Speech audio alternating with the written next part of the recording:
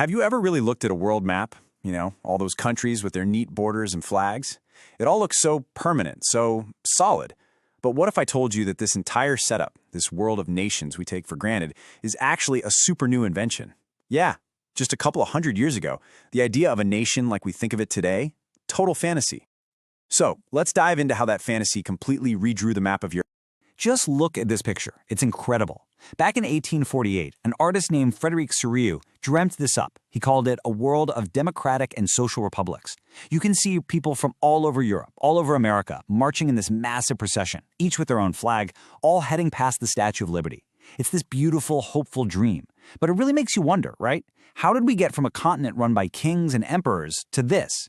How did the nation become a real thing? To really get how totally radical this dream was, we gotta rewind.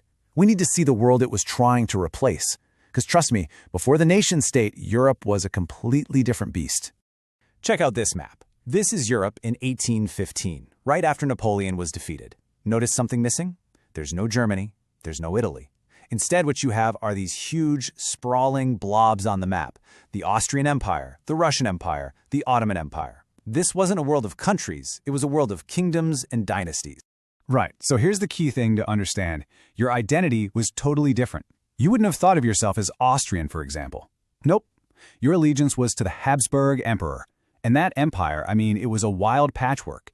You had German-speaking nobles, Italian speakers, Polish speakers, Hungarians. They had almost nothing in common. Different languages, different customs, the whole shebang.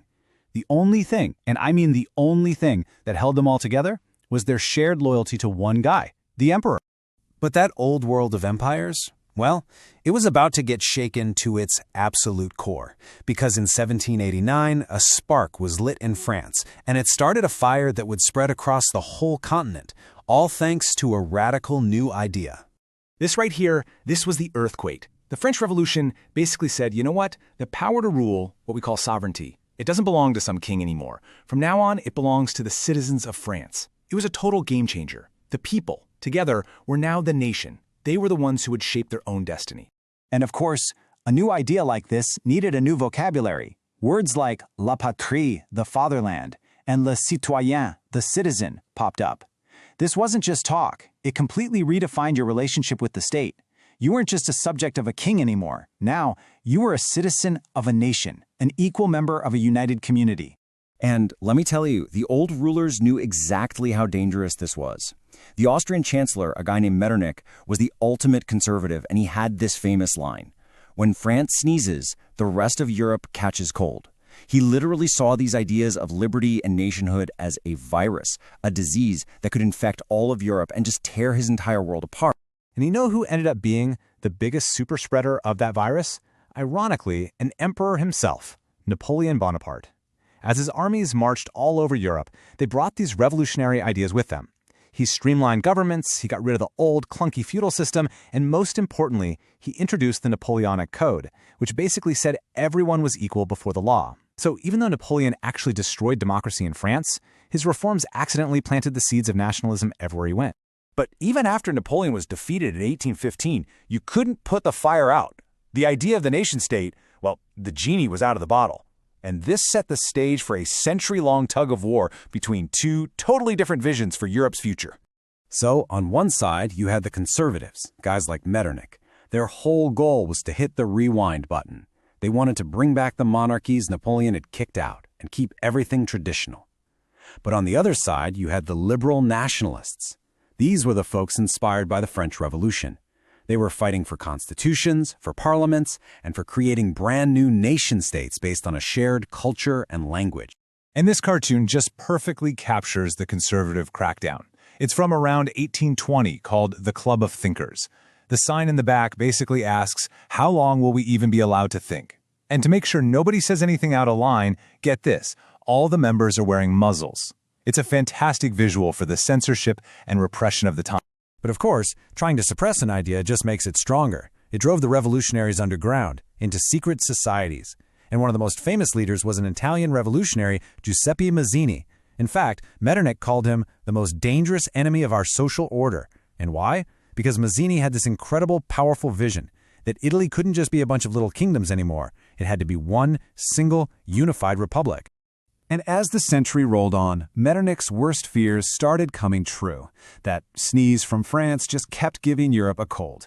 In 1821, Greece started its fight for independence. Then in 1830, boom, another revolution in France topples the king.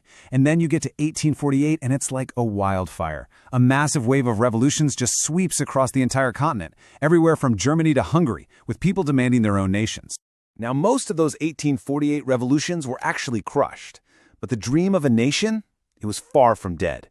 It just changed its strategy.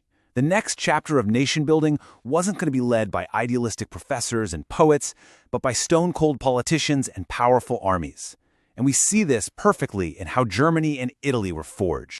So in 1848, you had all these middle-class German liberals who got together in what's called the Frankfurt Parliament. They wrote a constitution for a unified Germany and even offered the crown to the King of Prussia. But he said no. He rejected it flat out, and the whole movement was crushed by the military. So this attempt at a bottom-up unification failed, and that failure opened the door for a much more ruthless, top-down approach. And now, enter the man behind that ruthless approach, Prussia's chief minister, Otto von Bismarck. This guy was the architect of German unity. He famously said that the great questions of the day wouldn't be settled by speeches and votes, but by iron and blood, and he meant it. His plan was brutally simple. 3 wars. First, a war against Denmark. Then, a war against Austria. And finally, a war against France. With each victory, Prussia absorbed more German states, until finally in 1871, the German Empire was declared. It was a nation forged by military might, creating this powerful, aggressive new country right in the middle of Europe. And a really similar, super dramatic story played out in Italy. I mean, just look at the difference here.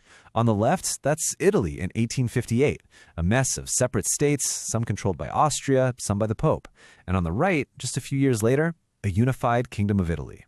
This incredible transformation was mostly engineered by the clever chief minister of Sardinia-Piedmont, Count Cavour. And this cartoon is just a perfect summary of how it all went down.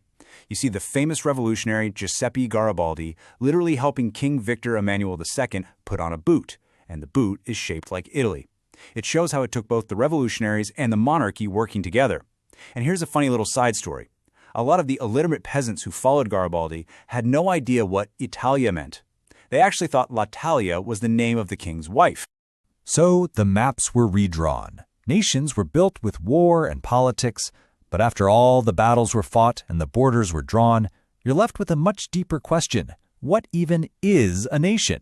What's the glue that actually holds it all together? Well, a French philosopher named Ernst Renan came up with a pretty profound answer back in 1882.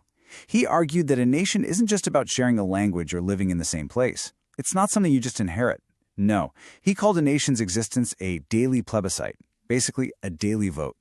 It's the ongoing collective choice by a group of people to keep living together, to share a past, and to build a future. It's an act of will, something that has to be renewed every single day. Now, that idea of a nation is pretty abstract, right? So to make it feel real, people had to be able to see it. Artists started creating allegories, usually female figures, to personify their nation. You weren't just fighting for some political idea, you were fighting for Germania or for Marianne in France. These images gave a real human face to the idea of the homeland. And that really brings it all back to us, right now. If Renan was right, if a nation is really this daily choice that we all make to live together, then this isn't just a history lesson. It's a question for today. What are the choices, the shared memories, and the common goals that keep a nation together in our world? What keeps us all voting yes every single day?